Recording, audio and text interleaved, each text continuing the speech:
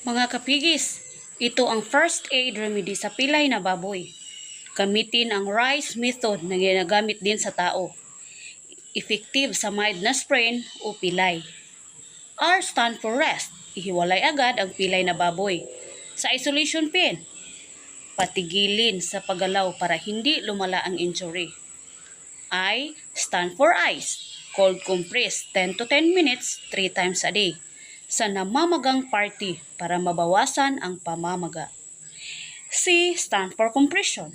Balutan ng elastic bandage kung may sugat, pero huwag sobrang higpit para hindi maipit ang daloy ng dugo.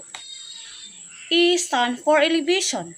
Kung kaya, itaas ang paa above heart level para mabawasan ang pamamaga. Ito ang dagdag na gawain na pinakamahalaga sa lahat. Dapat linisin ang sugat ng betadine o wound spray. Painumin ng electrolytes plus vitamins. At tawagan agad ng veterinary kung hindi makatayo sa loob ng 24 oras. So hanggang sa muli, happy farming!